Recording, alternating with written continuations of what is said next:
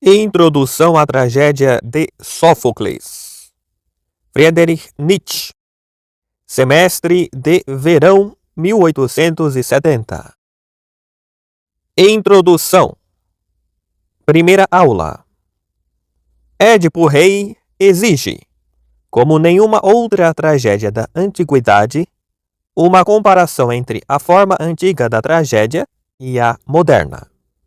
Pois, se de acordo com a interpretação de Aristóteles, é considerada como a tragédia modelo, segundo a estética moderna, é exatamente uma tragédia ruim, porque nela a antinomia entre destino absoluto e culpa permanece sem solução.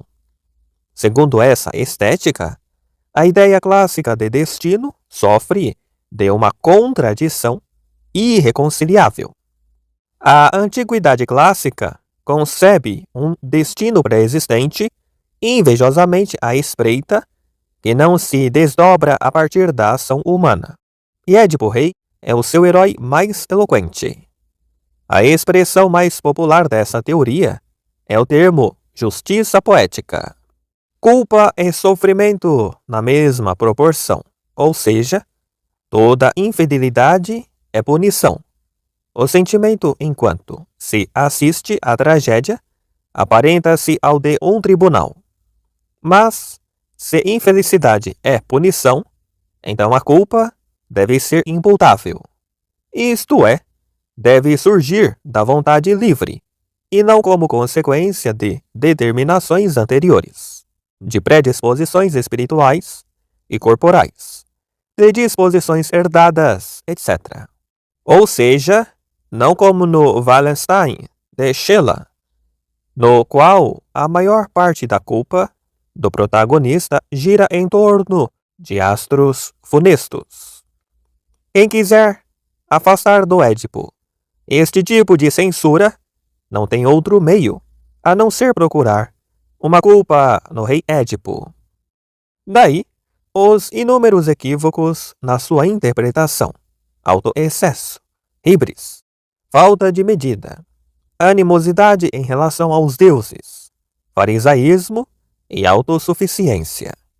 Tudo isso se acreditou encontrar no Édipo e formou-se então a teoria de que Sófocles quis apresentar a temeridade do homem em si e sua punição. E onde começa a falta de Édipo? Já fora um atrevido autoexcesso, disse que ele tivesse deixado Corinto após sua conversa com o oráculo, na ilusão de que poderia evitar o destino.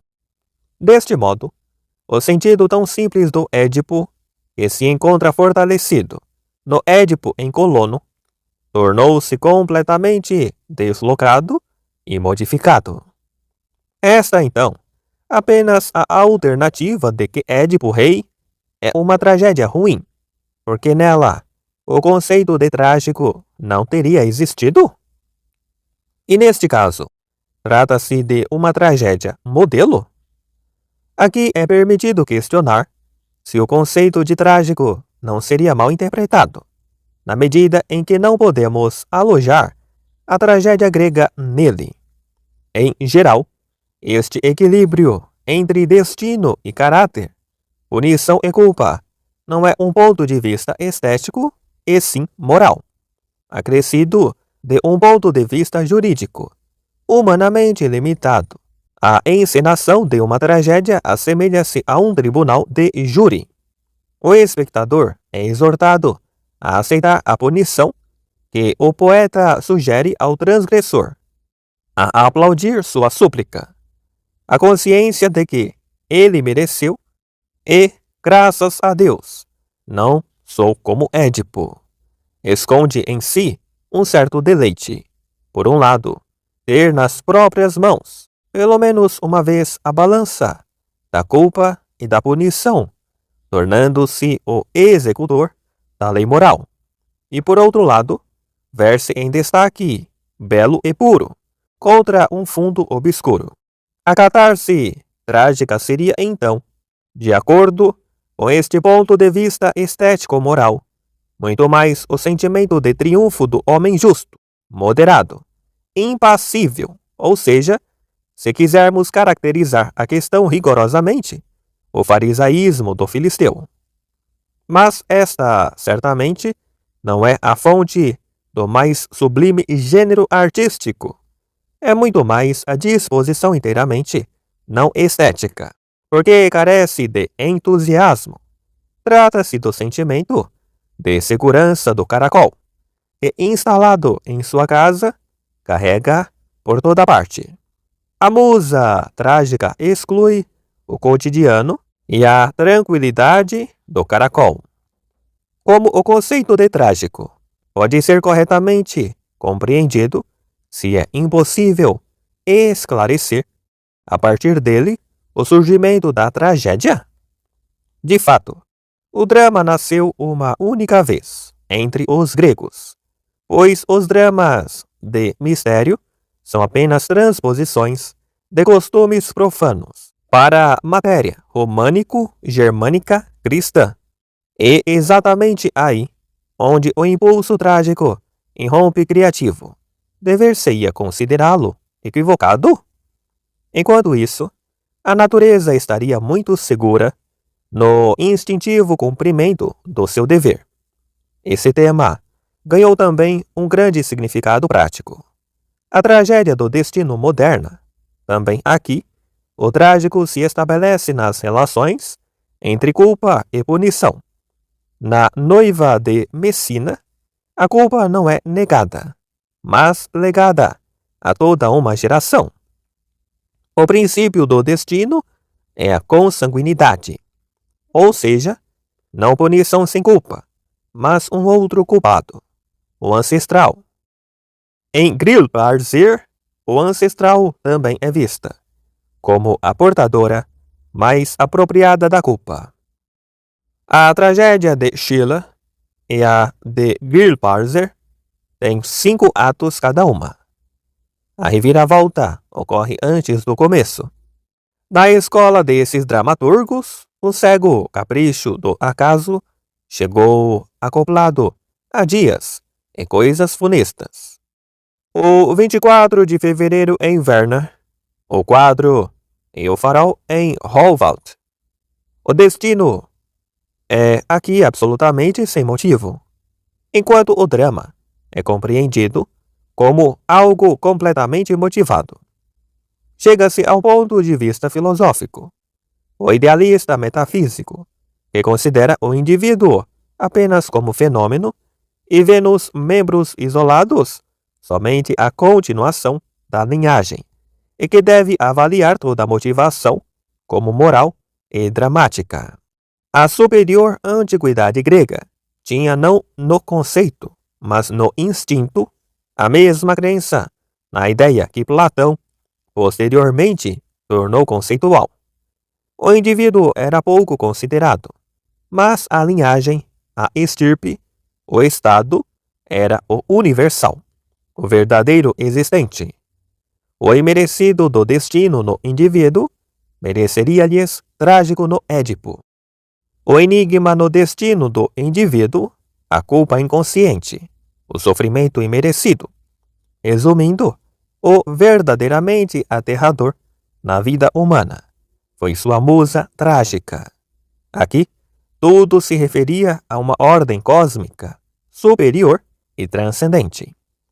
A vida parecia não ter mais valor. A tragédia é pessimista.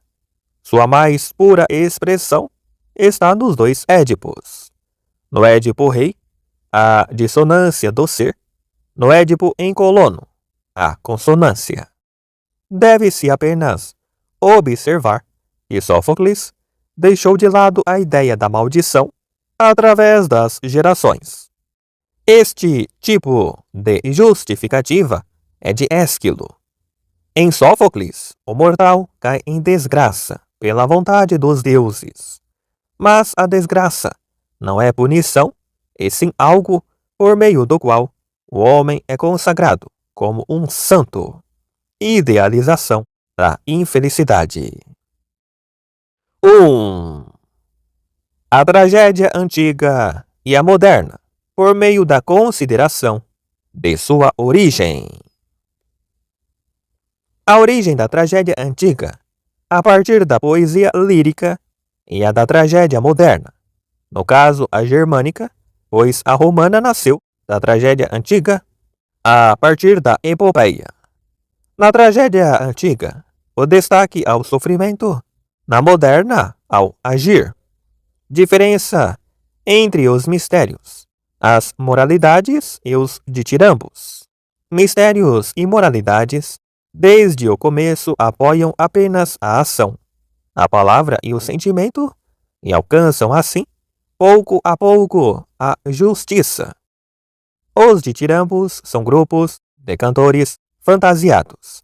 A ilustração mental através da palavra, como a fantasia, vem antes, e a visibilidade da imagem fantasiada um pouco depois. A fantasia criada posteriormente era entre os gregos muito mais ativa. Ela se satisfazia em muitas coisas: decoração, mímica, etc. Quase que apenas com o símbolo. O recolhimento é a característica dos gregos, que levam uma vida pública. A distração, a dos germânicos, que vivem para o privado, em círculos pequenos. A epopeia otimista diz respeito a uma representação ampla do real, a um agradável deixar-se satisfazer nele. A poesia lírica, idealista, frequentemente pessimista, existiu apenas à disposição dos pontos supremos da vida. Muitas vezes a expressão da dor pela desarmonia entre o mundo desejado e o real. A epopeia vive neste mundo por prazer, a poesia lírica porque infelizmente deve. O drama, que se desenvolve a partir da epopeia, permanece imanente. A poesia lírica torna-se transcendente. A epopeia é inteiramente humana. Regem-na a vontade do caráter, os costumes. O drama rege o divino, o destino. Essa origem diferenciada corresponde às diferentes inclinações do ouvinte. O grego tem grande talento para ouvir, ouvinte. O germânico, para ver, espectador. Isto deve ser reconhecido ainda na tendência do público atual. Segunda aula. A poesia lírica, a partir da qual a tragédia grega se desenvolveu, era a dionisíaca, não a apolínea. Disto resulta, no conjunto da arte grega, uma diferença de estilo. A lei da medida arquitetônica na música é característica da arte apolínea, e o puramente musical. Sim, o caráter patético do tom da dionisíaca. O dátilo e o jâmbico. Na arte apolínea, o indivíduo atinge um estímulo sublimado, um andante sacerdotal pleno de dignidade. Na dionisíaca, a massa atinge a excitação estática. O instintivo se expressa imediatamente. Violência desmedida do impulso primaveril. As festas de São João e São Guido. Esquecimento da individualidade, aparentado da autorrenúncia ascética através da dor e do pavor. A natureza, em sua força prodigiosa, ata os indivíduos firmemente e os faz sentir-se como um, de tal modo que o princípio de individuação aparece ao mesmo tempo como um permanente estado de fraqueza da natureza. Quanto mais arruinada a natureza, mais tudo se esfacela em indivíduos isolados.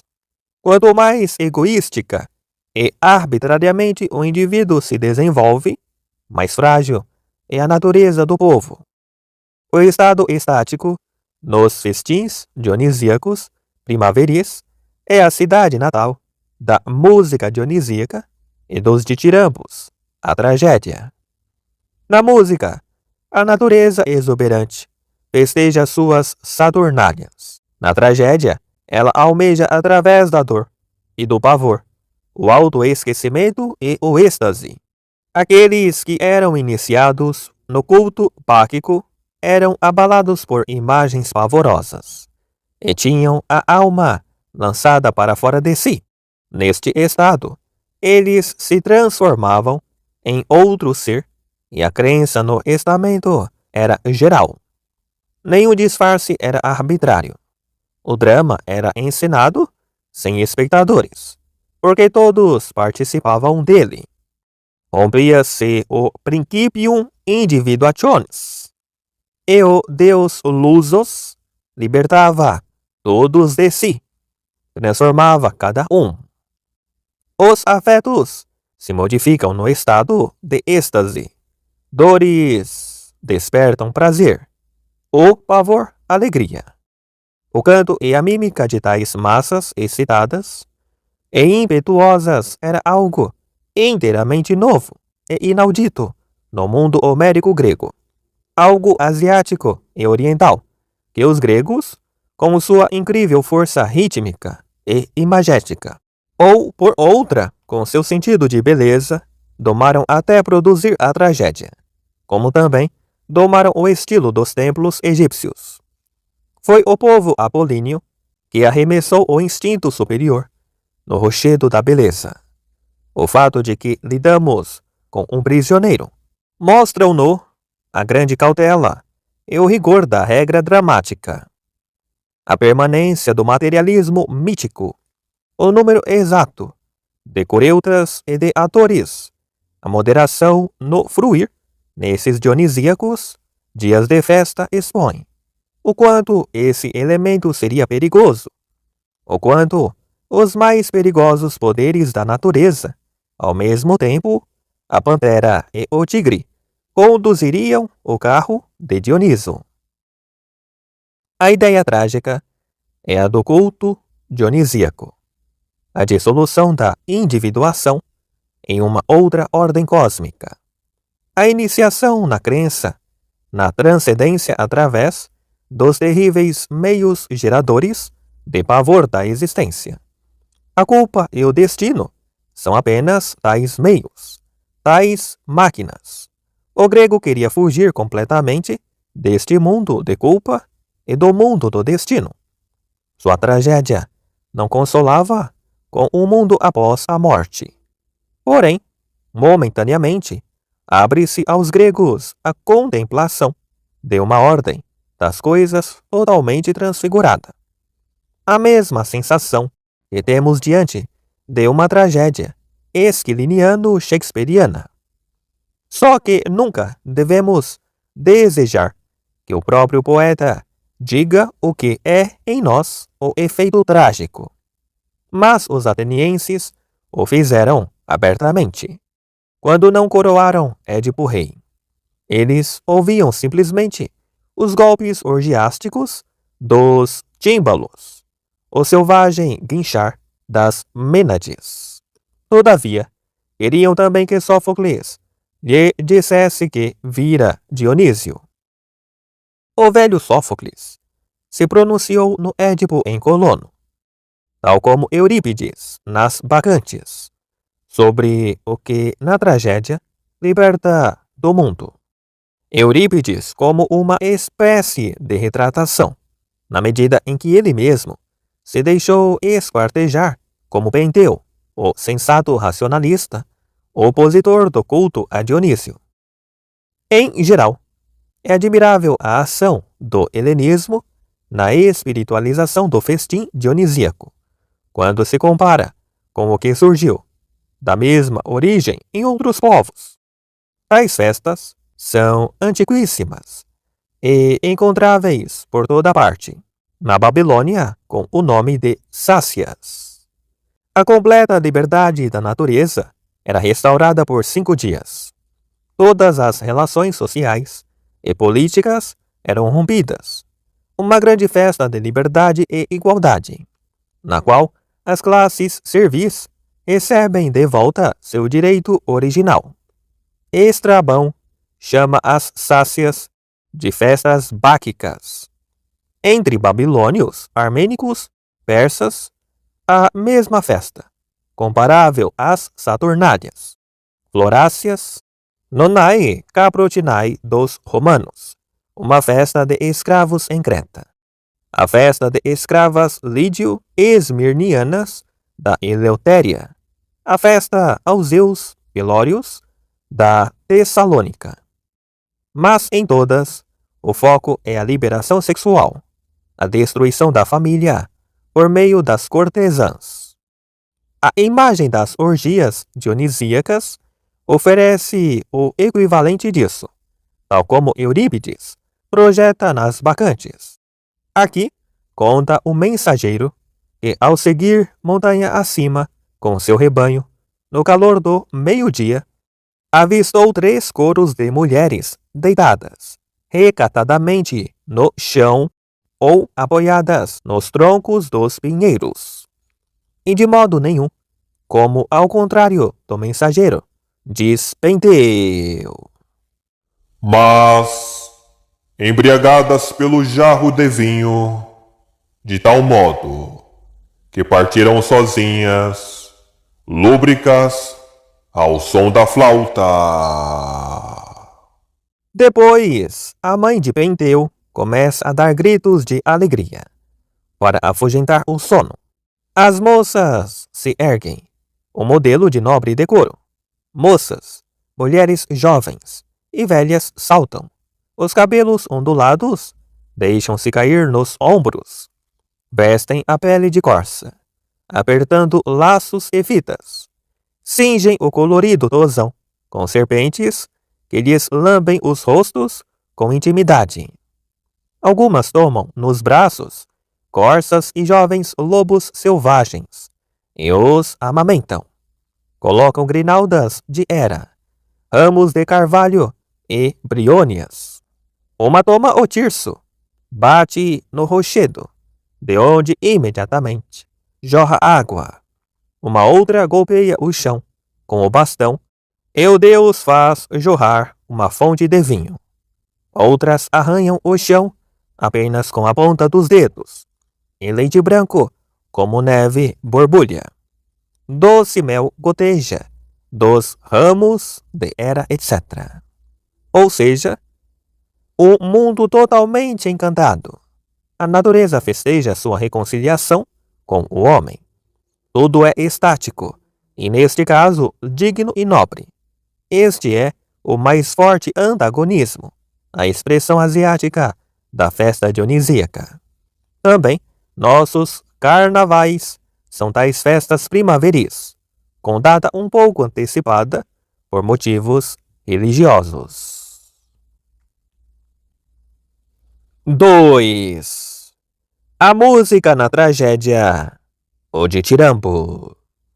É espantoso que a tragédia tenha nascido da poesia lírica musical de Dionísio. Mas a poesia lírica e a música dionisíaca tinham, entretanto, dado origem a gênios isolados. Arquíloco, Olímpio. Elas são inteiramente populares, não sacerdotalmente monódicas. São muito mais movimentadas, escondendo em si uma grande quantidade de novos estados. Apresentam-se com acompanhamento de instrumentos que destacam o efeito puramente musical, ao contrário do arquitetônico da música apolínea. A música e a poesia devem ser ouvidas agora, de forma ativa. O indivíduo irrompe.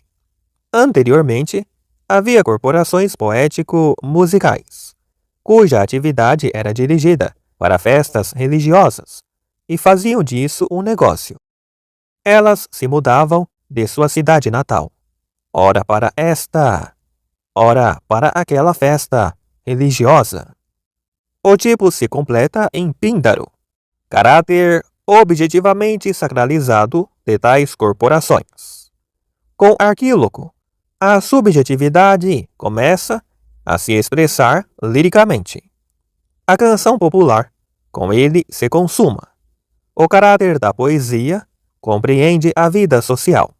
Ao lado dessa música sacralizada, corporativa, e da canção popular, subjetiva, houve então um elemento totalmente móvel, não associado a nomes. A poesia popular de massa, durante as fascinantes demoníacas dionisíacas, nas quais irrompia toda a embriaguez dos sentimentos superiores. Este aspecto permaneceu durante longo tempo totalmente entregue ao povo. Fixar, em forma artística, essa música natural foi o primeiro passo em direção à tragédia, que veio depois. O nome de Tirambo é então um traço bastante característico. Os antigos técnicos gregos diferenciavam a cantiga de acordo com o ethos, em como o ânimo do ouvinte é afetado, em 3 usos principais: o extravasamento, a exaltação da alma, o seu oposto, como expressão da magnificência, da generosidade, dor desumana e poesia cômica inferior, e, terceiro, o que é próprio para acalmar a alma. A qual uso pertence o ditirambo? Ao terceiro, também chamado ditirâmbico, e que é enquadrado entre as crianças poéticas da lírica serena. E isto vale para os tempos arcaicos, de onde recebemos estes termos. Não vale para os ditirambos do período de Sófocles e Eurípides.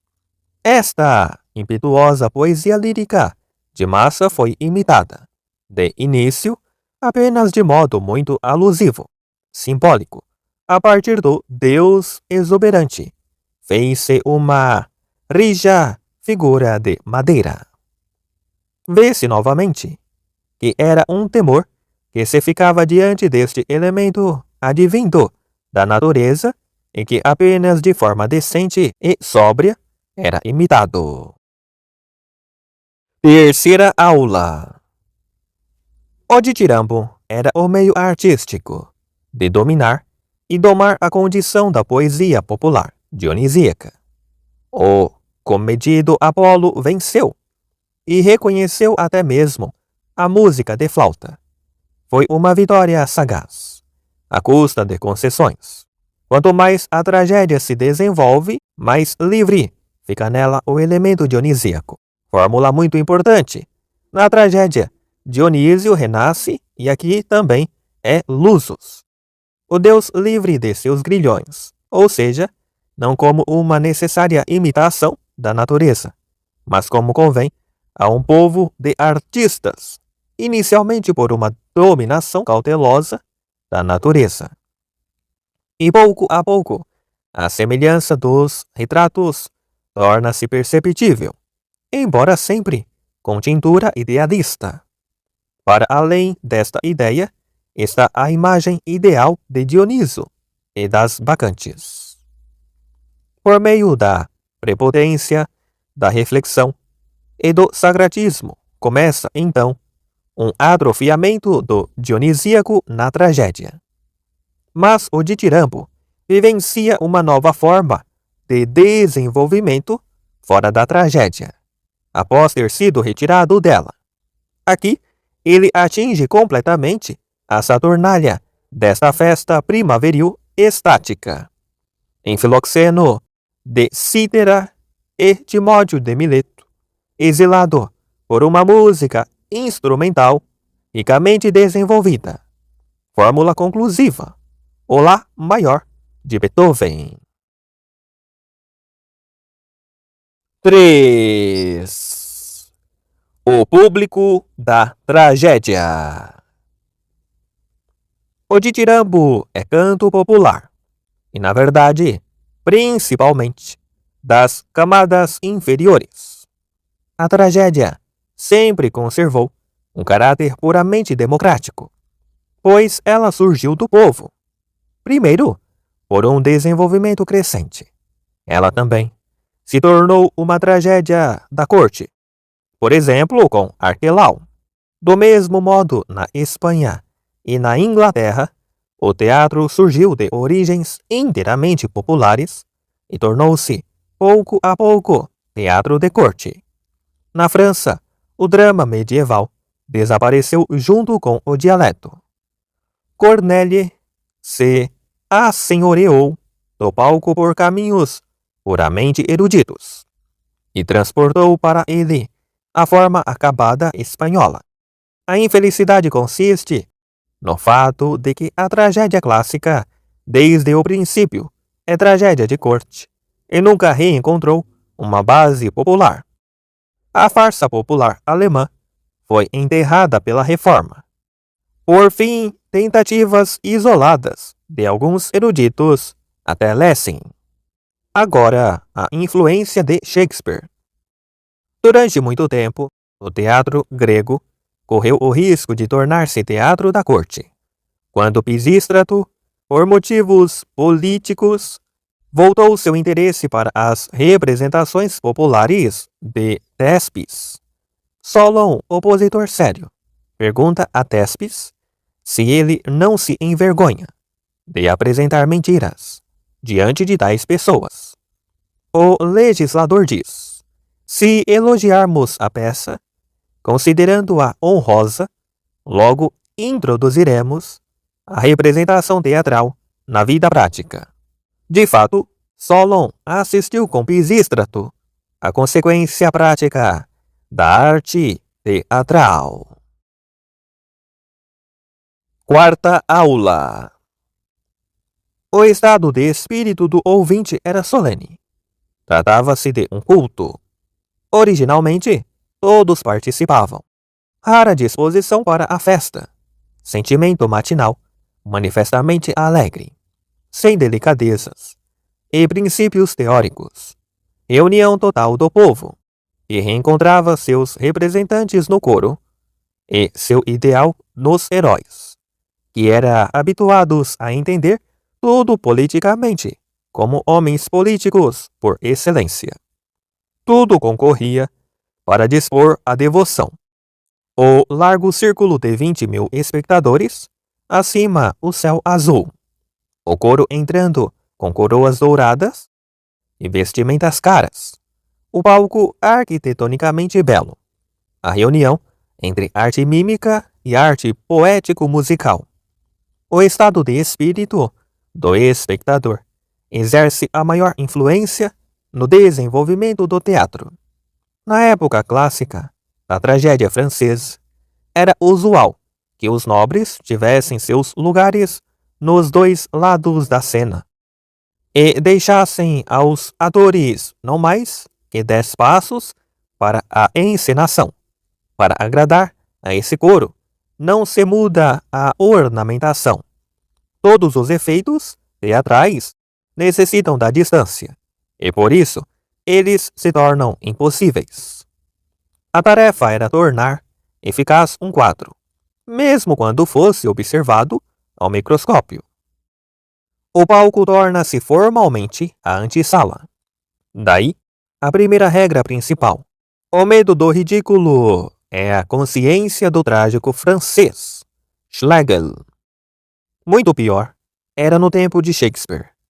Os palcos londrinos existentes equiparavam-se, na opinião pública, a barracas de madeira, nas quais se mostram hoje figuras de cera, saltimbancos, etc. Eram lugares onde não se gostaria de ser visto funcionários públicos e mulheres dignas e decentes não entravam. Se, por fim, não pudessem resistir à tentação, usavam máscaras de veludo preto. Brigas de galo, corridas de cavalo, caça à raposa eram divertimentos superiores. Nobres podiam aparecer neles. O mais vulgar público da periferia é um modelo de boas maneiras em relação a esse público. Um crítico contemporâneo de Shakespeare, segundo o qual a este não falta talento, conta que na plateia e nas galerias, durante as apresentações, bebia-se cerveja, consumia-se maçãs, ovos e salsichas, e estes eram, por fim, atirados como armas de cima para baixo e de baixo para cima. Na sua maioria, a plateia era constituída de homens e mulheres que não tinham nenhum respeito por nada. Fumaça de tabaco e um grande tumulto, provocando por barulho de todo tipo, enchiam o teatro. Jovens estudantes derramavam imprecações contra os arrumados cavalheiros no palco. Estes, acomodados em banquinhos de 3 pernas, acendiam seus cachimbos nos candeeiros e esticavam suas botinas com esporão, colocando-as diante dos pés do pobre espectro e do príncipe Hamlet, os quais tinham dificuldade para não tropeçar. Ou seja, para quem Shakespeare escreveu, para esse público, os melhores elementos eram ainda jovens aristocratas, que consideravam o teatro uma nobre paixão. Na corte e entre os estetas dominava o gosto italiano, entre os eruditos, o clássico. Shakespeare nunca esqueceu que fora excluído dos círculos respeitáveis da população. Ele se sentia, nos sonetos, desonrado por sua profissão. Por outro lado, considerem-se as diferenças características. Na Grécia, poetas e atores pertenciam às famílias mais nobres. Todas as representações eram um orgulho para um povoado. O Estado promovia uma grande festa. As diferenças de classe eram suprimidas. As mulheres instruídas, as cortesãs, também participavam.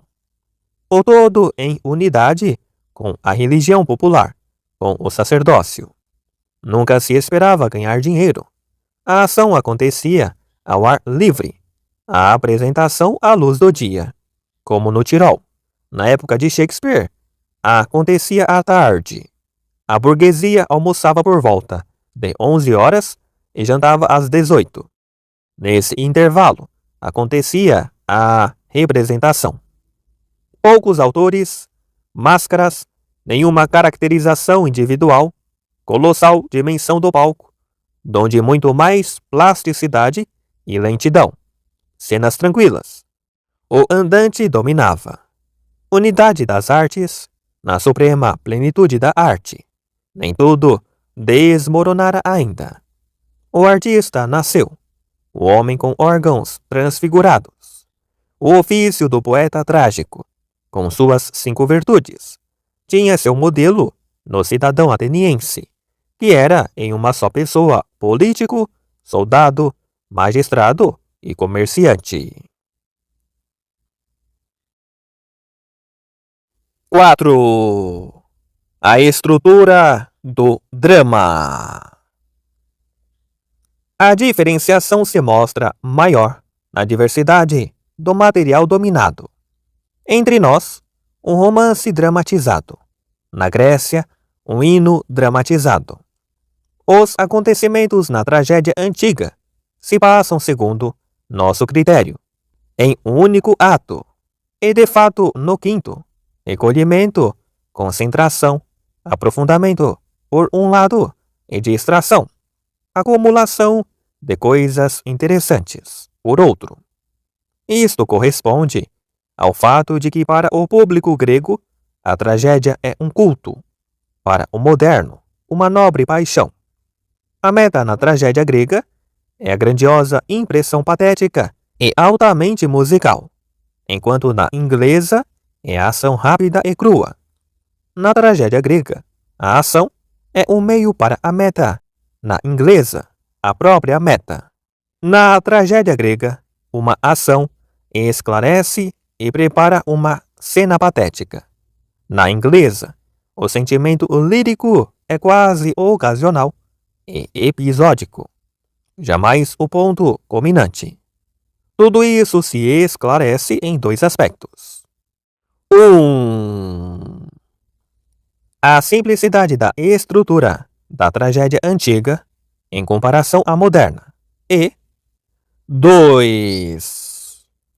O modo de construção totalmente diferente, na medida em que aquilo que é meta e ponto culminante na primeira não é sequer necessário na segunda. Dito rigorosamente, o ponto culminante do drama antigo começa onde, para nós, a cortina cai, e as partes mais interessantes dos nossos dramas. Os 4 primeiros atos não existiam no drama grego. Em Shakespeare, pode-se até mesmo perceber que o entusiasmo do poeta por seus heróis diminui na última parte. Os processos psíquicos que precedem a ação o estimulam, enquanto a consequência deles estimula o poeta grego, onde um recolhe, de preferência, as premissas, o outro tira as conclusões. No drama shakespeariano, são feitas as mais elevadas exigências por uma fantasia ativamente criadora, pressupondo um incrível salto no tempo e no espaço, no qual toda mudança de cena é imprescindível. Espaço cênico de pouca profundidade. O fundo contém um pequeno palco elevado. Um pouco antes existem degraus, ao lado pilastras, adiante um balcão, do qual escadas produzem ao proscênio. Este não tem cortinas. As divisões da peça são assinaladas apenas por pausas. O palco interno é fechado com cortinas. Com isso, todas as mudanças de cenas podem ser feitas. À frente do palco é de início uma rua. Depois se abre o palco do fundo e deve-se imaginar estar na sala de visita dos Capuleto. E assim por diante. Tudo podia ser tudo, graças a uma permanente fantasia. Do mesmo modo que na epopeia homérica, onde nos é também necessário criar, com a fantasia, uma imagem após a outra.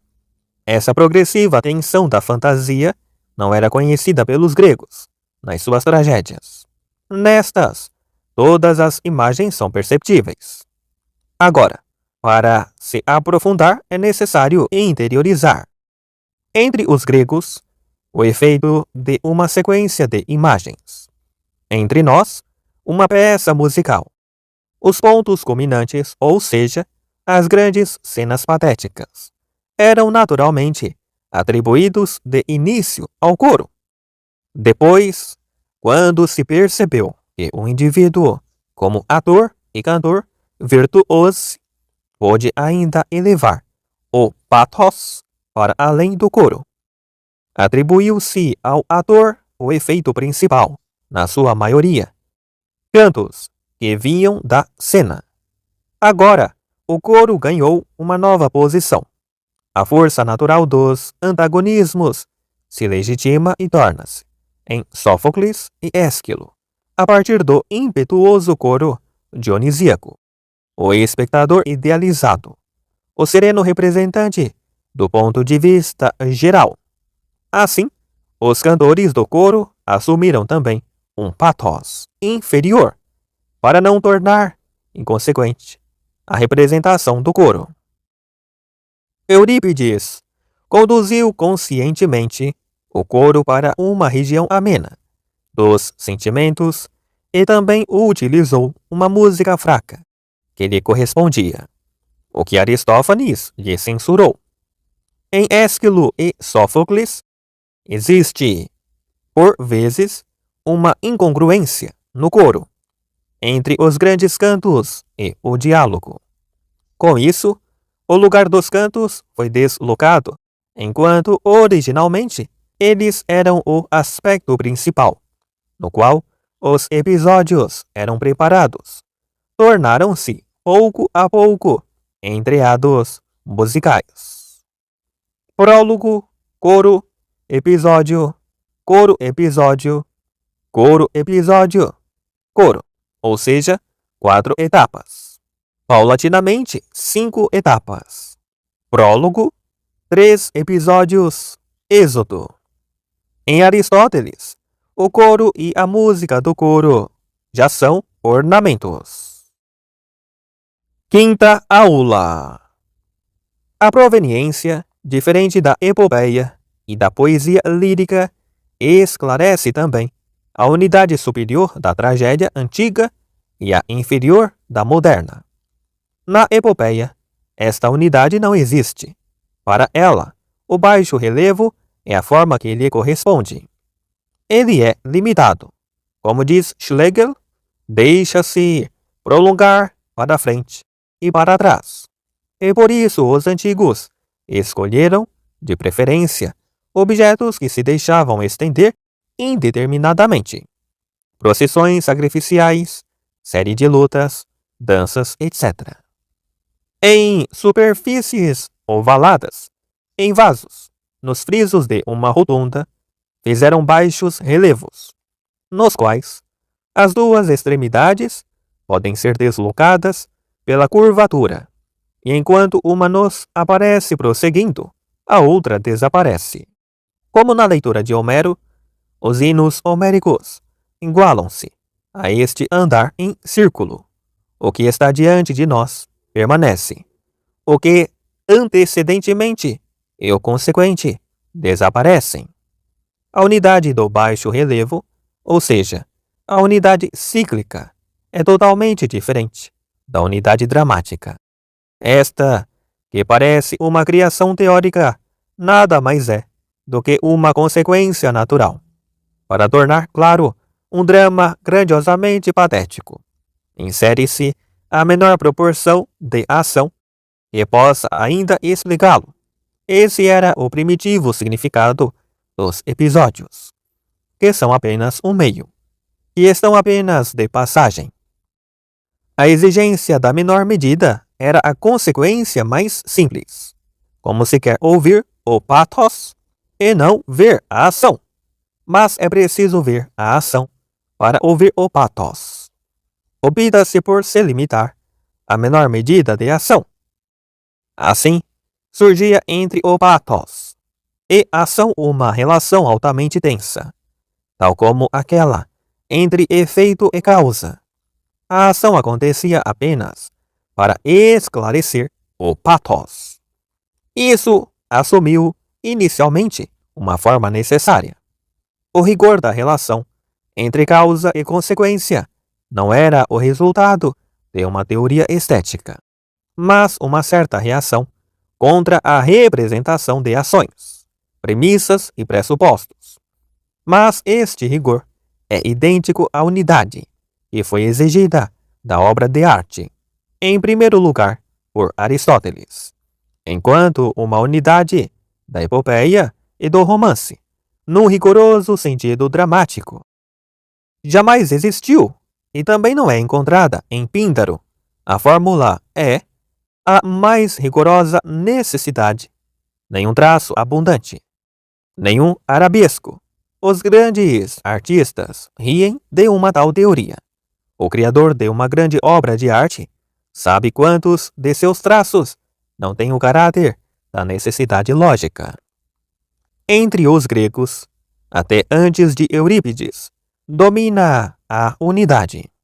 Este último prejudica a unidade com a consciência, porque percebe que a cena é a parte que produz efeitos.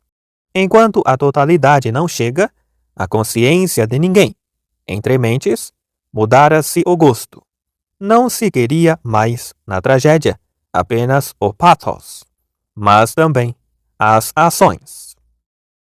A rigorosa observância da unidade tornara-se necessária. Em Shakespeare, existe uma impressionante exuberância da forma.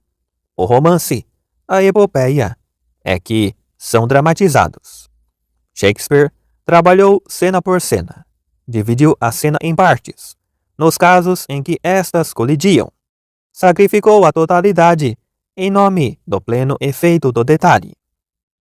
A tetralogia de Thespis iniciou a nova arte da tragédia. Uma tragédia é um drama satírico, em frínico. São 3 coros. Os 50 coreutas entravam em cena em 4 fileiras de 12. Em frínico, por exemplo, segundo Droysen, o conselho, os persas, as fenícias. A peça começava com a informação de Glauco acerca da derrota. Não surgiam novos acontecimentos. Diferentes situações eram introduzidas, por meio de um único evento. Ésquilo começa, no mínimo, com uma preocupação, em vez de uma decisão. A tragédia primitiva de Tespes não era um rústico espetáculo de marionetes, na corte erudita de Pisístrato. Neste sentido, a unidade da tragédia não consistia absolutamente na relação necessária entre pressuposição e consequência, culpa e punição, e tampouco na necessidade lógica de cada parte. Ela era a mesma da poesia lírica de Píndaro. Há um motivo principal da tensão dramática. Esta se torna fonte de inúmeras imagens estimulantes, como se expressam as jovens donzelas fenícias com suas harpas, como se expressam os persas com xerxes, no ápice de sua emoção sobre a infelicidade? Ou seja, é a poesia lírica que sai da boca de uma pessoa disfarçada que representa algo. Aperfeiçoamento em Ésquilo. A unidade da tetralogia torna-se mais ousada, não mais construída sobre um único fato, mas sobre um fato do conhecimento. Uma grande ideia, como por exemplo a luta do Oriente contra o Ocidente, ou a maldição sobre as gerações da casa dos Átridas. Agora, o puro elemento dramático podia tornar-se mais livre, porque agora em cada tragédia particular deveria ser apresentado o que em outros tempos eram abrangido pela totalidade da tetralogia, um grande acontecimento em suas consequências patético-líricas. Agora, os diferentes estados de alma, as refrações desse único acontecimento, se aproximam, tanto que é antes de tudo a luta, a resistência que é efetivamente representada. Daí, resultou a necessidade de destinar ao particular a parte principal, diminuir a importância do coro, diz Aristóteles. A. Um acontecimento em 4 partes. B. Uma ideia em 4 acontecimentos. C. Daí, a forma artística da tetralogia na tragédia. Divisão em 4 partes. Dissolve-se a ligação com o princípio fundamental de Sófocles. As partes tornam-se cada vez mais independentes. Com Eurípides, as partes da tragédia. 5. O coro. O coro da tragédia antiga, pelo que eu saiba, jamais voltou a ressurgir no palco depois do declínio dela. Assim afirma Schiller, no prefácio A Noiva de Messina. O coro serve para declarar guerra ao naturalismo. Uma muralha viva que a tragédia edifica ao redor de si, para se isolar puramente do mundo real e preservar seu solo ideal. Com o coro, Schiller queria realizar uma revolução radical. Em nenhum outro lugar, ele é mais idealista do que aqui. Tudo superficial, o que foi dito contra a noiva de Melissa. Ele reproduziu a antiguidade num sentido extremo, de modo muito mais profundo do que foi reconhecido na época pelos eruditos. 1. O coro transforma o mundo moderno comum em mundo poético antigo, porque torna inutilizável tudo que resiste à poesia e o impele para o fato, para os motivos mais simples, mais originais, mais ingênuos. O palácio dos reis está agora fechado. Os tribunais se mudaram para o interior das casas. A escrita sufocou a palavra viva. O povo, a viva massa sensível, se transformou em estado, numa abstração. Os deuses voltaram para dentro do peito humano. O poeta tem de abrir novamente os palácios. Tem de trazer os tribunais de volta para céu aberto. Tem de restabelecer os deuses. Por de lado, toda obra artificial mal feita no homem e ao seu redor. O coro realiza tudo isso. 2. A reflexão deve ter seu lugar na tragédia. A tragédia, que representa o mais profundo conflito entre a vida e o pensar, não pode impedir a reflexão. Ela vai ao encontro do coro. Este não é nenhum indivíduo, mas um conceito representado por uma poderosa massa sensível. O coro abandona o estreito círculo da ação para se estender sobre o passado e o futuro, sobre o humano em geral, para extrair os grandes resultados da vida. Ele faz isso com o pleno poder da fantasia, com uma ousada liberdade lírica, acompanhada de todo o poder sensível do ritmo e da música. O coro purifica a poesia dramática, na medida em que separa a reflexão da ação, e por meio dessa separação, ele mesmo se arma com força poética. 3. A linguagem lírica do coro possibilita ao poeta elevar toda a linguagem poética. Era-lhe necessária uma forma gigantesca em suas imagens, colocar todas as suas personagens sobre coturnos, para dar-lhes grandeza trágica. Se o coro é suprimido, o que é grande e potente vai parecer forçado e excessivo. 4. Ele traz serenidade à obra de arte, irrompendo a violência dos afetos. O ânimo do espectador deve conservar sua liberdade em meio às ações de maior impacto. Não devemos nos misturar com o tema. Schiller reconheceu em 4 momentos principais a essência do coro em Sófocles. Sua valorização do mesmo tem grandes consequências. E Tieck tinha razão quando dizia que a noiva de Messina havia desestabilizado o teatro alemão. Nela, com toda a arte do discurso, o inteiramente não dramático.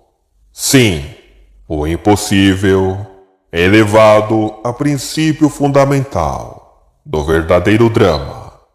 Ele compreendia apenas o drama shakespeariano.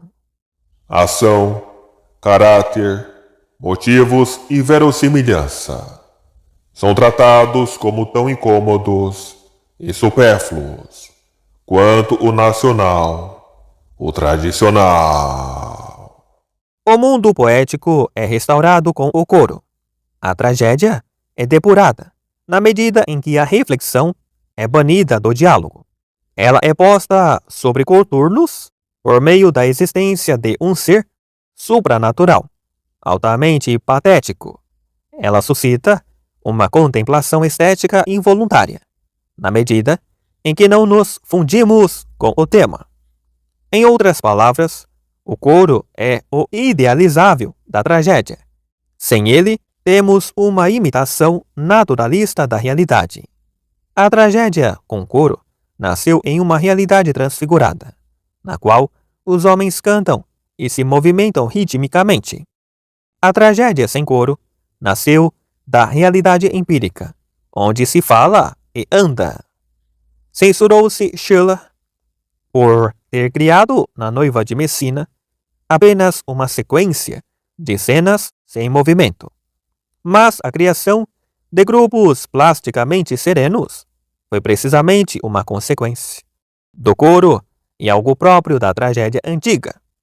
Após a estreia da peça, Goethe pensou que o espaço teatral, através dessa apresentação, estivesse consagrado a algo superior. O próprio Schiller pensava ter sentido, pela primeira vez, o efeito causado por uma tragédia.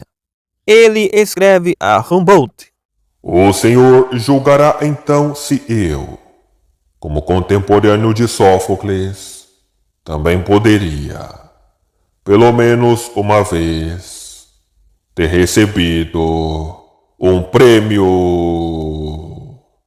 Instintivamente, então, em Schiller, a visão de mundo foi a mesma que em Sófocles. Ele fez do coro pela primeira vez um meio de impedir o amálgama com o tema, a entrega fusional, a comoção orgiástica. Agora, ele poderia lançar mão dos terríveis planos de fundo como nenhum outro poeta dramático moderno ousara. Édipo Rei influenciou-o conforme seu testemunho. O acontecimento como inalterável é, segundo sua natureza, muito mais terrível. E o medo de que algo pudesse ter acontecido afeta o ânimo, de maneira bem diferente do medo de que algo pudesse acontecer. O mundo é um enigma. Sófocles não é o poeta da perfeita harmonia entre divino e humano, submissão e resignação incondicionais.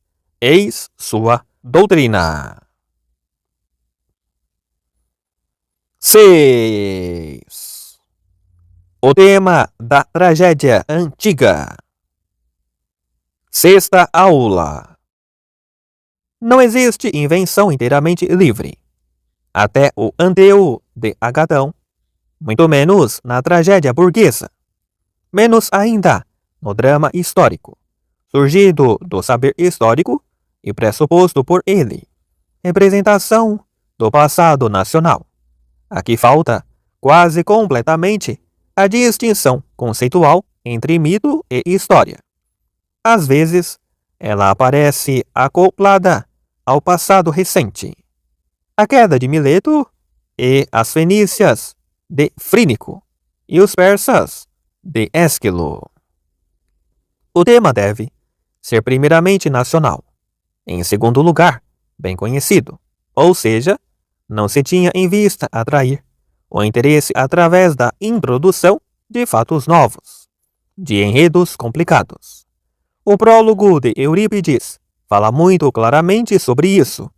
Os temas eram conhecidos de todos desde a infância, através dos ciclos épicos e dos poetas líricos. Os mesmos dramaturgos tratavam de diferentes maneiras dos mesmos temas. Também aqui vemos uma elevada idealidade no estado de espírito do povo, na medida em que a exigência recai sobre a forma, não sobre o tema. Por outro lado, mostra-se a saúde do povo, pois todo o brilho da poesia é circunscrito ao próprio passado e ao que lhe diz respeito, e todo o resto permanece na noite mais profunda. O sentimento de piedade pelo parente, o sentido aristocrático, pelo qual se sente inseparável de seus antepassados, está espraiado em cada alma. O amor pelo tema e pelo herói era um pressuposto do poeta. Este fato diz respeito à origem popular das festas dionisíacas. A tragédia utilizou-se do conjunto dos temas da tradição popular, mas onde se encontra estes, sobretudo? Na epopeia homérica, no ciclo épico. Isto foi exposto por Volcker. As tragédias anteriores a Ésquilo não remetem à epopeia como sua fonte.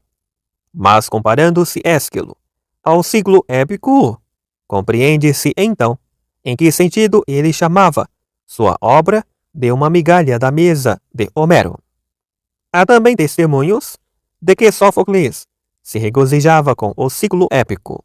Isto é justificado pelos títulos e fragmentos de suas tragédias. Ésquilo permaneceu fixado ao tronco e à copa da épica. Nele ainda não aparece nenhum Alquimeu furioso, nenhuma heroína Antígona, nenhuma Andrômaca. Estes são descendentes. A popularidade desses temas é testemunhada também na pintura de vasos. Polemon, discípulo de Xenócrates, chamava Sófocles de um Homero trágico e Homero de um Sófocles épico. Ésquilo estava ainda muito mais próximo das origens ditírambicas da tragédia. Ele conduziu o drama até Homero, mas não se prendeu tanto ao épico quanto Sófocles. Num processo bastante curioso, o drama lírico acolhe em si o romance. Aqui tudo deveria ser penetrado por um espírito novo. Todos os temas deveriam ser modificados. O tema épico foi de fato completamente subjugado. Uma tragédia que tivesse se desenvolvido diretamente. A partir dele, tornar-se-ia, antes de tudo, um espetáculo de marionetes. No melhor dos casos, algo semelhante aos dramas históricos ingleses de Shakespeare, uma sequência de imagens de ações vivas. Entre os gregos, não deveria ser introduzida uma massa muito grande de temas, mas uma única imagem, retirada da epopeia, onde ela havia sido apenas esboçada.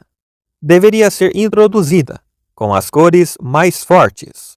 O drama grego da época de Ésquilo e Sófocles surgiu de uma mudança na direção do gosto, em oposição à maneira épica, que tinha feito a alegria dos séculos anteriores, em abundância de ação. Nada mais rivalizaria a epopeia. Poder-se-ia apenas aprofundá-la. Comparemos com isso o tema dos primeiros dramas modernos. Os dramas espirituais representam, em primeiro lugar, a paixão, rigorosamente conectados aos evangelistas. Mosteiros e igrejas foram os primeiros teatros. Os primeiros atores foram religiosos. A história dos evangelhos, a partir da narrativa épica, converteu-se em simples diálogo. Esta maneira simples se enraizou no povo através de muitos séculos. Ela construiu a lei atribuída posteriormente ao gênio. Mais tarde, as histórias de cavalaria e crônicas históricas. Entre os gregos, a epopeia é a fonte do drama. Depois, ela é introduzida no decorrer do drama. Mas o drama moderno tem ainda uma segunda fonte: as moralidades, peças alegóricas e a doutrina cristã. O fundamento dos mistérios, e aqui é diretamente simbolizada. O sacrifício de Cristo, a redenção do pecado original, é na abstração moral, a luta entre o bem e o mal. A luta das forças do bem e das forças pecaminosas em torno do homem é representada em longos diálogos. Viam-se e criavam-se as obras dramáticas a partir de um ponto de vista moral. A justiça poética é um berço do drama moderno. Depois, aparecem misturas entre os mistérios e as moralidades. Além disso, surgia ainda na França o futuro intermesso, diálogos burlescos e peças polêmicas, caricaturadas por Shakespeare na história divertida e tediosa de Príamo e Tisbe em Sonhos de uma Noite de Verão. Os mistérios interiram em intermesso na história da paixão. As moralidades convertem-se na esfera moral comum. As corporações aparecem moral prática, querelas políticas e religiosas. A ligação entre o burlesco e o sublime. Nos mistérios, era o diabo que tinha uma forma ridícula. Nas moralidades, o vício, como um louco em roupa colorida e com seus punhais de madeira. No século XV, a representação do mal, como o risível, ficou conhecida no mundo inteiro. 7. Imitações da tragédia antiga. A tragédia antiga e a ópera. Schiller reconheceu, no coro, a especialidade da tragédia grega. Os italianos na Renascença a viram na música que a acompanhava. Anteriormente, havia o coro polifônico, madrigal, sem melodia e sem a possibilidade de se tornar um texto inteligível. Uma transformação da música, no sentido dos gregos, foi a solução encontrada. Ponto central em Florença, a partir aproximadamente de 1580. Pensava-se reencontrar a música perdida dos antigos. Queria-se uma música na qual as palavras do texto fossem compreensíveis e os versos não fossem destruídos. Ou seja, dever-se-ia afastar a polifonia, monotonia dos gregos. Vincenzo Galilei ousou compor cantos para um único timbre de voz. A graça artística do solo foi então descoberta. Na casa de Jacopo Corsi, chamava-se atenção para a música dramática. Foi importante, sobretudo, o cantor Jacopo Peri. Ele pensava que os gregos se haviam utilizado nas tragédias de uma modulação, que de fato não era propriamente uma melodia cantável, e ao mesmo tempo caminhava para além do simples falando. Ele fez um arranjo para acompanhar a voz do baixo, de forma que a voz entrava em consonância harmônica com a parte cantada, apenas durante as entonações fortes, e de outro modo simplesmente não intervinha estilo representativo. Início ao recitativo. Daphne e Eurídice são os primeiros dramas desta espécie. O efeito tinha algo de monótono. O sentimento musical não era repousante, mesmo que fosse muito bem recitado. O ímpeto para a representação da vida emotiva não correspondia a esses discursos contínuos. A orquestra não cabia nenhum efeito conjunto. A eliminação da polifonia foi a única realização essencial. A emoção individual não podia ganhar expressão dentro das rígidas prescrições do sistema musical. Aqui fez-se necessária uma ruptura. Cláudio Monteverdi a realizou. Monteverdi tinha a perspectiva de Platão. A melodia consistia de três coisas: o discurso, a harmonia e o ritmo. Consonância e dissonância, harmonia e ritmo, se organizavam de acordo com os discursos, estes de acordo com o movimento dos afetos. No todo, sua declamação era mais passional que a de Peri. Às vezes, ela se transformava em cantilena. Até mesmo um dueto aparecia. A voz de baixo que o acompanhava não era mais apenas um suporte empobrecido para o cantor. Sua orquestra é rica. Cravo, flautas, diferentes instrumentos de corda, trombones, harpa dupla. Havia intermezzo's independentes. Os instrumentos aparentavam-se ao tema. Essas introduções davam a oportunidade para a formação, ao mesmo tempo, de todos os tipos de música. Todos os meios do reino dos sons foram empregados na imitação da vida afetiva, da dança mais jovial à dor mais sombria.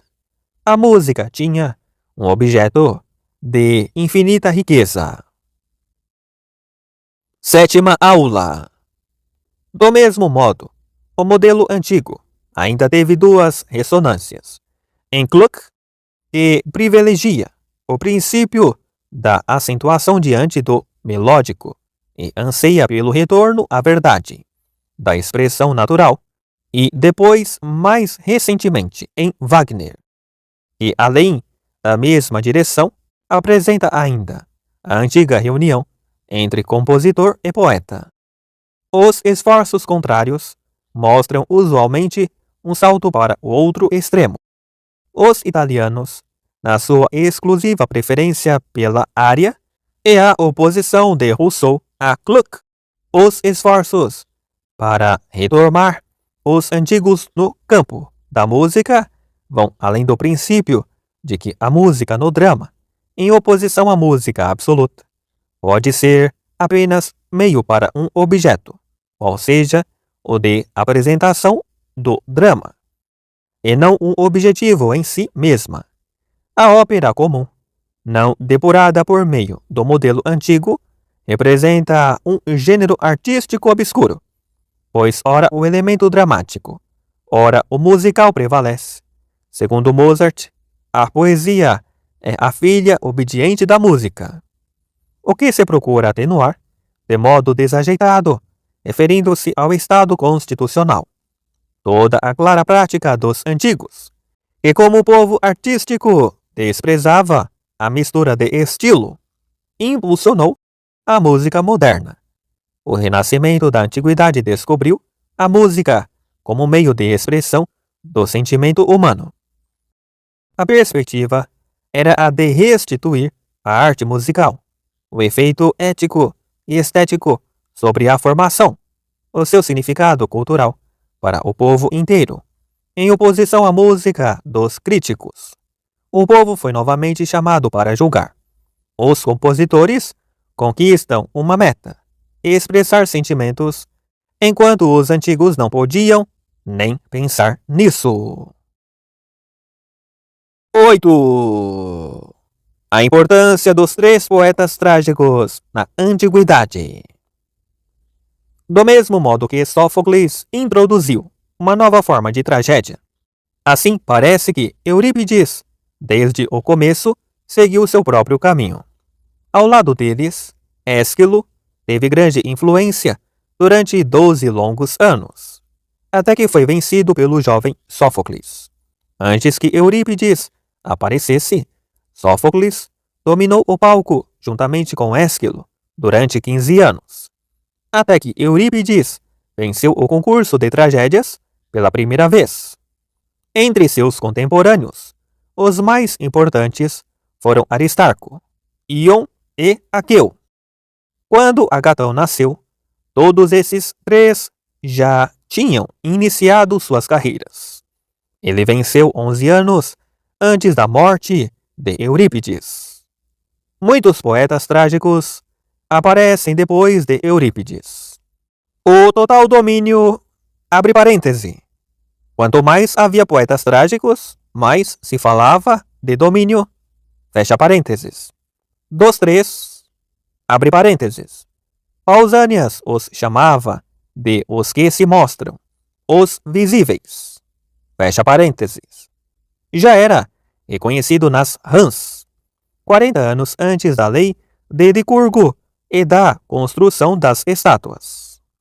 A partir das perspectivas de Platão e Aristóteles, Heráclides também escreveu sobre os três poetas trágicos. A importância deles crescia cada vez mais, e nada é mais claro para mostrá-la do que as representações das peças. A recuperação começa com as peças de Ésquilo. É introduzida, pouco a pouco, a diferença que marca a época entre a arte clássica, antiga e a nova. Posteriormente, a supremacia de Eurípides durou séculos. Em vista disso, havia, no espólio de Ésquilo, tragédias inéditas, que seus filhos fizeram representar, assim como os netos de Sófocles e os discípulos de Eurípides o fizeram com as peças do avô e do mestre. As pessoas se acostumaram a separar a atividade do poeta da dos dirigentes de coro, ou de uma direta resolução do povo após a morte de Ésquilo. Aristófanes diz: as trevas chegaram quando Ésquilo morreu. Nas Rãs, Ésquilo se gaba de que com ele a poesia não teria morrido, tal como com Eurípides. Esse fato deve ser relacionado às recuperações de suas peças. Um decreto, uma decisão. Quem quisesse representar uma tragédia de Ésquilo deveria ter à sua disposição um coro como pagamento. Enorme distinção na preferência dos atenienses pelos novos poetas. Segundo Quintiliano. Ésquilo foi o primeiro a criar tragédias num estilo elevado, severo e grandiloquente. muitas vezes até o exagero, porém, na maior parte tosco e descadenciado.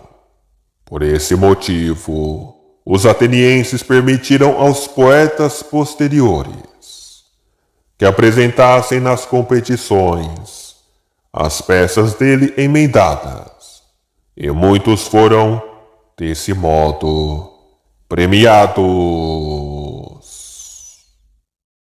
Quintiliano sabia que poetas vivos representavam peças já encenadas apenas de maneira correta, com correções enganosas arranjadas.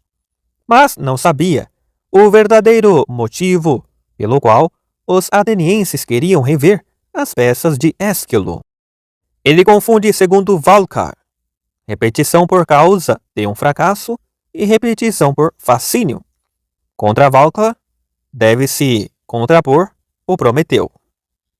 Sabe-se pela lei de Licurgo e por Demóstenes que as peças de Sófocles e Eurípides continuaram a ser encenadas após a morte deles. Isso esclarece o prestígio de Sófocles, que venceu 20 vezes e nunca foi o terceiro colocado. Sabe-se de um decreto segundo o qual os atenienses decidiram fazer um sacrifício anual a Sófocles.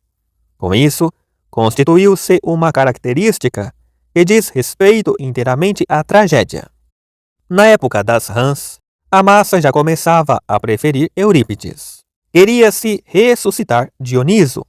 As tragédias dos jovens poetas tornavam-nos mais tagarelas do que Eurípides, e por meio de suas tagarelas tragédias filosóficas, ensinaram os jovens a tagarelar. Grande comoção dos atenienses por causa de sua morte, e Sófocles permite que os atores representem sem as coroas e até mesmo vestidos de luto. Nas tragédias subsequentes, foi o espírito de Eurípides que, em geral, predominou, mas também Menandro e seus companheiros devem muito a ele. Duas peças da nova comédia encarnecem os Fileurípides, amigo de Eurípides. De fato, no seu discurso contra Licurgo, que recomendou 3 estátuas, Filinus era apenas contra as de Sófocles e Eurípides. Oitava aula. Não podia faltar modificações e acréscimos às antigas peças, por uma tendência profundamente enraizada. Refere-se, em parte, a pessoas do presente. São, pois, mudanças e acréscimos por motivos artísticos e dramatúrgicos. Expressões metafóricas, tais como remendo dos sapatos, com as solas costuradas com farrapos, são dirigidas contra o abuso das leis de Licurgo, pois as obras dos 3 trágicos, cujas estátuas teriam endividado o Estado, deveriam ser ensinadas apenas segundo o texto, que se encontrava em poder do Estado e sob o controle do legislador. Ptolomeu Erguetes conseguiu o controle para si, por um pagamento de 15 talentos. Galeno, nas Epidemias 3:2-4 de Hipócrates. Dever-se-ia, então, pensar que com isso fornecia-se um fundamento seguro para a crítica. Nos escolhos, introduzia-se a cópia mais antiga de uma peça. Havia também oscilações acerca do número de tragédias, ou seja, não se sabia o total das peças de um autor. Em terceiro lugar, o texto já era retrabalhado para a estreia. Também entre nós existe a diferença entre o original e a peça encenada. Se nos escolhos é dito expressamente quais trechos tinham sido inseridos pelos atores, essa inserção se dá entre a época do exemplar pertencente ao Estado e sua utilização em Alexandria. Nos escolhos muitas antíteses, por motivos estéticos ou linguísticos. Não havia nenhum meio necessário de controle. Por outro lado, Dito com segurança, havia as inserções dos atores. Em Alexandria, só havia um critério de crítica, o texto mais antigo. Ou seja, no geral, dever-se-ia duvidar da possibilidade de restauração do original. Mas o ponto de vista alexandrino, assim como o de Homero, é alcançável. 9. Sófocles e Ésquilo. A diferença mais rigorosa entre eles está expressa na frase de Sófocles: Ésquilo faz o melhor sem o saber. Nisso está expresso o julgamento segundo o qual o próprio Sófocles, conscientemente, sucede a Ésquilo, enquanto pelo mesmo motivo Eurípides se contrapõe a ele. Sófocles caminha para além da trilha de Ésquilo. Até então, era o instinto artístico da tragédia que a impulsionava. Agora é o pensamento. Mas em Sófocles, o pensamento no seu todo ainda está em concordância com o instinto. Já em Eurípides, ele torna-se destrutivo em relação ao instinto. São 3 os pontos principais nos quais se comprova essa progressão da consciência, da tetralogia ao drama único. O que nos guia aqui não é nem tanto a nota de Suidas acerca desse aspecto, mas os dramas tal como chegaram até nós. Descrição dos ditirambos em 4 partes e apresentação de um acontecimento em 4 imagens diferentes. A tragédia lírica. A unidade consistia, então, no acontecimento único. Agora, a tetralogia, segundo Ésquilo. 1. Na tragédia individual, o esquema da tragédia lírica é retomado. 2. A unidade do todo não consiste mais na unidade de um único acontecimento, mas numa essência ou em um pensamento. A linhagem como uma ideia platônica. O acontecimento único concreto é cada vez mais volátil. Finalmente, resta apenas um pensamento como vínculo. A força artística introduziu-se, então, no drama individual. No todo, a reflexão domina. Neste aspecto, Sófocles encontrava uma limitação em Ésquilo. Ele sentia falta, no drama único, de uma rigorosa necessidade artística e via a tetralogia como um erro. O tempo desdobrado do sentido artístico ático rejeitava a tetralogia. Segundo a pesquisa de Valcke, privilegiou-se este ponto de vista. Se quisermos, talvez, seguindo Aristófanes, caracterizar Ésquilo como o mais significativo dos 3 trágicos, então ele o é, apesar da tetralogia. Esta é o cordão umbilical, por meio do qual a tragédia estava ligada ao ditirambo, sua mãe. O erro está aqui. A unidade da tragédia está no pensamento e não na forma. Mas também a unidade da forma é impossível no drama único, porque cada um deles sinaliza a partir de si mesmo para um drama seguinte. A nostalgia artística, pela forma acabada, é modificada, enfim, pela tragédia individual e novamente utilizada.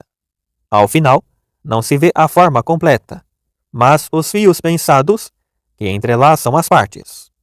Cada parte ilustra o pensamento fundamental, mas entre estas ilustrações não há uma necessidade lógica. O caráter que domina toda a arte antiga é a unidade do baixo relevo. O deslocamento de Sófocles em relação a Ésquilo equivale a estátuas em contraposição ao baixo relevo. A superação da unidade do pensamento por meio da unidade formal. Em contraposição, o ponto de vista de Eurípides, para ele, a unidade formal era algo desnecessário, porque ele julga do ponto de vista do espectador. Ele retoma o ponto de vista da tetralogia, na medida em que a transporta para o drama único. As partes de suas tragédias têm apenas a unidade do baixo relevo. Elas não reivindicam serem vistas como um todo, mas como se o baixo relevo girasse em torno de uma rotunda. Sempre que uma parte desaparece diante dos olhos, surge uma outra. Segundo ponto: o significado do coro. Com a introdução de um segundo ator, o drama nasceu da tragédia lírica. Antes, os pontos culminantes eram apenas os grandes coros patéticos. O prólogo e os episódios tinham apenas o sentido de partes preparatórias. O todo continha 4 partes. Agora, o significado dos episódios é outro. Enquanto antigamente o pathos da massa do coro queria provocar a compaixão e apenas aproveitava a oportunidade para agir com contundência, como se o pathos precisasse de uma explicação. Agora, se quer ver o pathos das virtuosi como o ponto culminante. Isso aconteceu com o desenvolvimento da mímica, ou melhor, quanto mais virtuosi, mais se desenvolvia a natureza do ator. Como o ditirambo, que, segundo o testemunho de Aristóteles, era inicialmente simples e dividido em estrofes, mas pouco a pouco foi perdendo essa divisão enquanto a técnica dos atores se desenvolvia e o efeito era confiado aos virtuosi. Também, o coro tornou-se então apenas segundo ciclopes e touros. O significado do coro em Ésquilo se modificou completamente. Ele não é mais protagonista. O que é ele então? Em Ésquilo, o coro mostra uma oscilação em seu significado. Em Sófocles, ganha uma posição inteiramente nova, tornando-se um curador que não age. Ele traz tranquilidade à obra, impede o arrebatamento absoluto por meio do forte efeito dos virtuosi. Não devemos, como diz Schiller, nos misturar com os temas, o elemento do pensamento, que em Ésquilo se estende sobre toda a tetralogia. Em Sófocles, foi direcionado para o coro. Ele depura o poema dramático, na medida em que separa a reflexão das personagens em ação. Nas partes lírico-musicais, o coro deveria agora baixar a voz, tornando-se mais suave, mais brando, mais doce. Daí derivam os nomes glücklich, doce, agradável, delicioso, e melissa, mel, o que não se legitima, de modo algum, a partir dos dramas e da visão de mundo de Sófocles, do que é trágico, e em relação a Ésquilo e Eurípides, é uma visão infinitamente mais áspera. Terceiro ponto. O mundo dos deuses e dos homens no drama de Ésquilo está em íntima relação subjetiva. Ele acreditava na unidade entre tudo o que é divino, justo e moral, e os que são felizes. O indivíduo é medido por essa balança. Os deuses são reconstruídos segundo este conceito de eticidade, e a crença popular em demônios cegos, por exemplo, é corrigida quando estes se tornam instrumentos da justa punição de Zeus.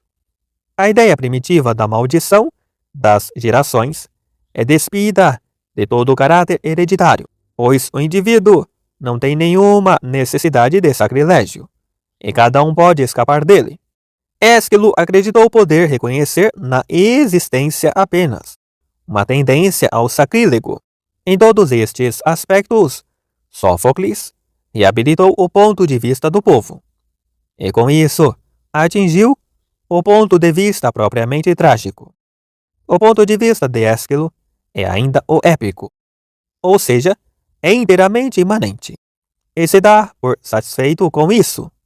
Este ponto de vista otimista e ingênuo será reintroduzido posteriormente por Eurípides, como socratismo, e domina a nova comédia. A visão trágica do mundo encontra-se apenas em Sófocles.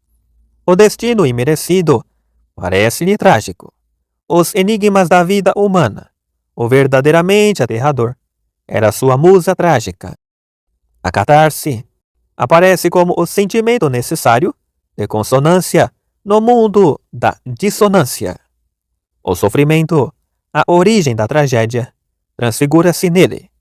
Passa a ser compreendido como algo sagrado. Lembremos do êxtase místico abençoado do Édipo em Colono. A distância entre o humano e o divino é imensurável. Diz respeito à mais profunda submissão e resignação. A virtude verdadeira é a moderação, não uma virtude ativa, mas apenas negativa. A humanidade heróica é a humanidade mais nobre. Mas, sem esta virtude, seu destino demonstra o abismo infinito.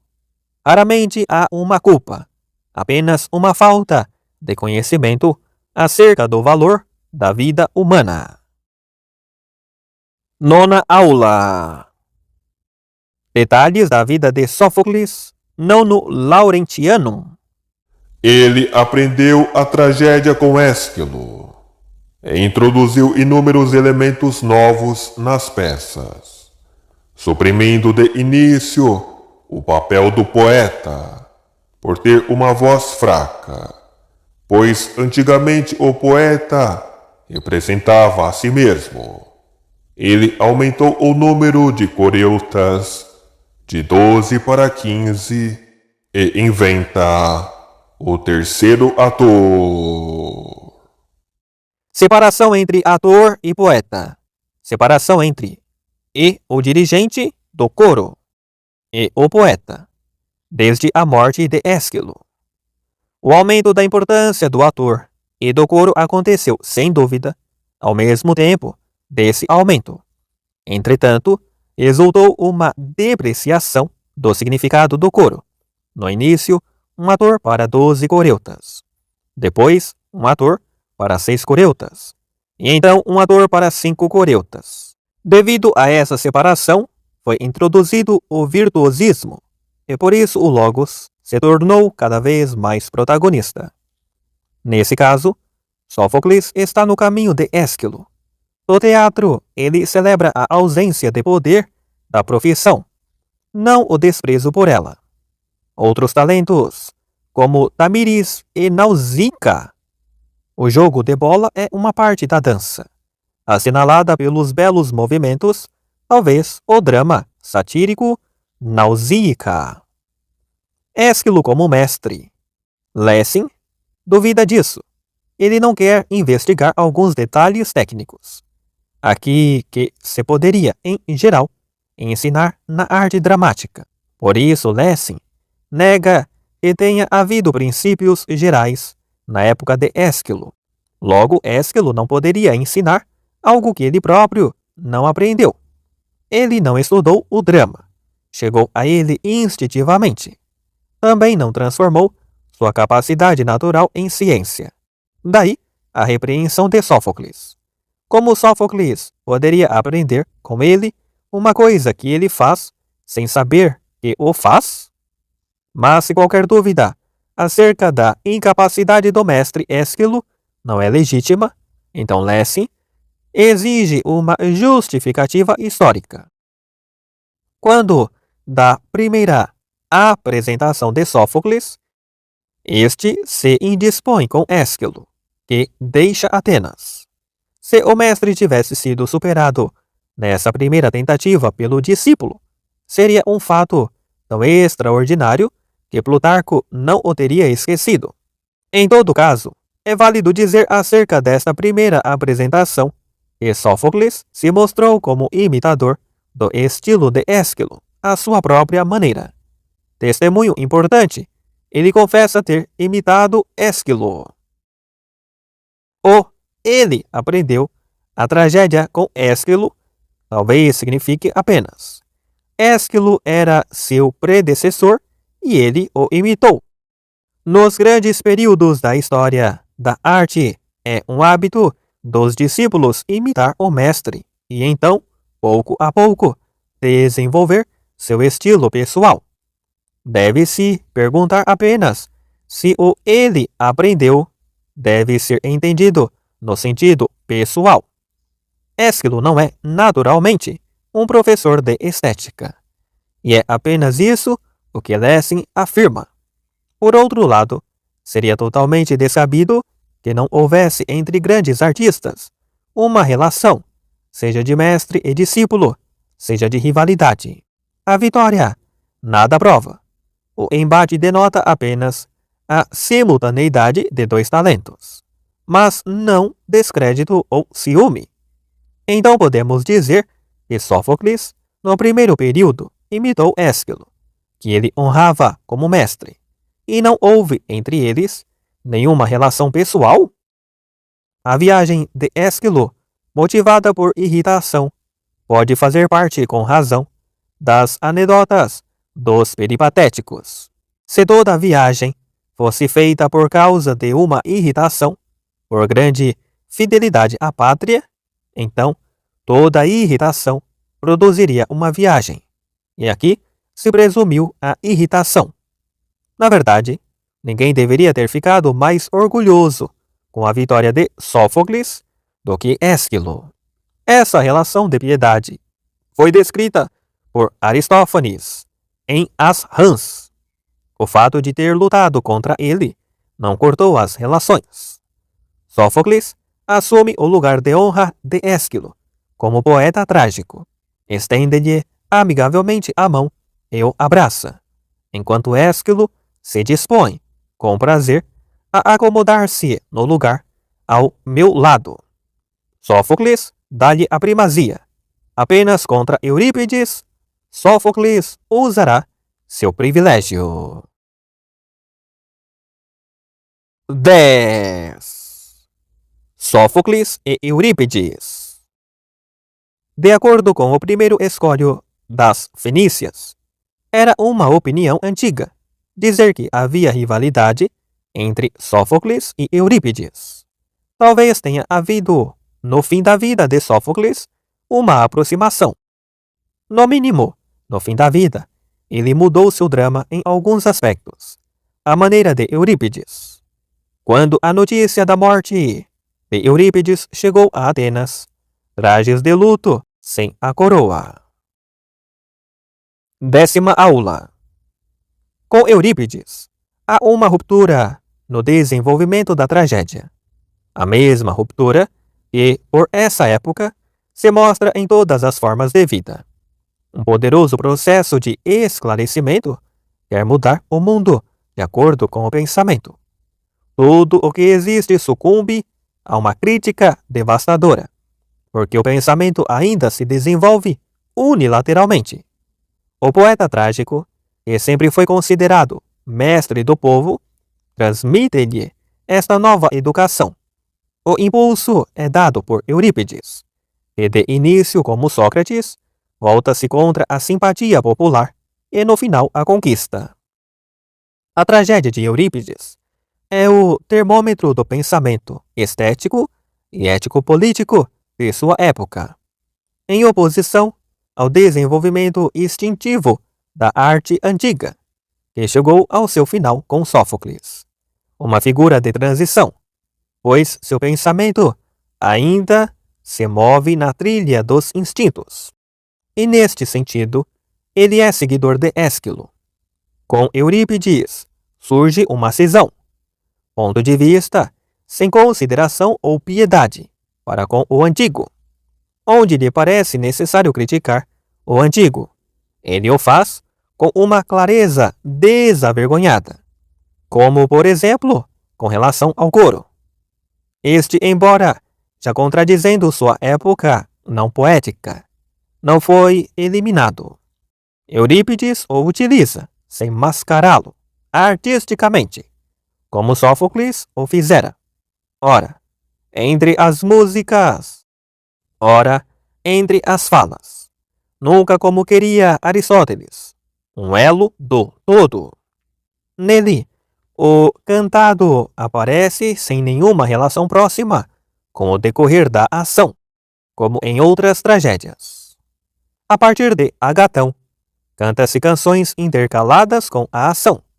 A unidade do organismo artístico não era a meta, mas o efeito. Escolho 125 da Orestia. O ponto de vista era uma estética do espectador. Como a tragédia exerce seu efeito mais poderoso? Neste aspecto, Aristóteles não se enganou. Eurípides é o mais trágico dos poetas.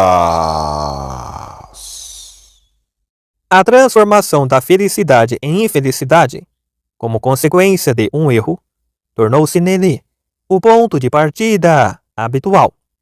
O efeito está na cena, não no conjunto.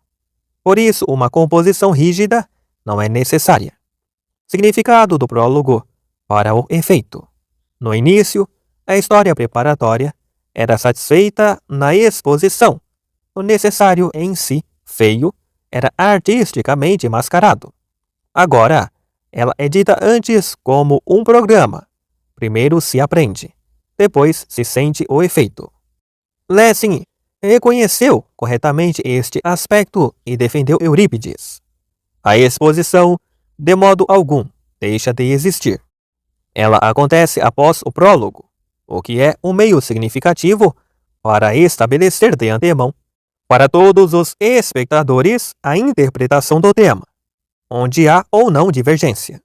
O deus ex machina já existe em Sófocles, no Filocteto, onde é um meio para a mais profunda submissão e resignação diante do divino. Uma intriga longamente tramada está a ponto de se extraviar. O poeta escarnece da astúcia humana por meio da aparição do Deus. Em Eurípides, a perspectiva é de que o nó deve estar tão apertado que não possa ser rompido. Agora apenas um milagre pode salvar. O milagre é um efeito muito mais forte do que a solução psicológica. Nem intervenha um Deus, salvo se ocorrer um enredo que valha tal vingador. Aristóteles diz que a máquina dos deuses não seria jamais imprópria. O mito frequentemente se refere a aparições. Com elas, Eurípides abriu perspectivas para o futuro. Afinal de contas, o deus ex machina é uma parte do poema épico, assim como o prólogo é um poema épico no começo. No meio deles está a realidade dramática.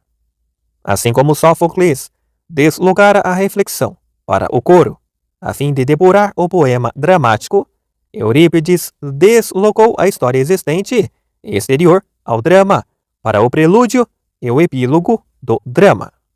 Por fim, o deus ex machina de Eurípides tornou-se um meio seguro para distribuir felicidade e infelicidade às ações segundo o mérito. Ele retoma o ponto de vista de Ésquilo, só que nele não se trata do bem-estar das linhagens, dos estados e povos, ou mesmo da humanidade, como no Prometeu, mas no bem-estar dos indivíduos, ponto de vista do racionalismo, também representado por Sófocles. A conexão entre ambos é importante. Sócrates, como colaborador filosófico. Sócrates, como espectador das tragédias de Eurípides. Sócrates, o mais sábio ao lado de Eurípides. Reforma da arte, segundo princípios socráticos. Tudo deve ser compreensível para com isso tornar-se compreendido. Nenhum lugar para o instinto. Este princípio, em oposição a Ésquilo e Sófocles, mobiliza uma enorme força da vontade.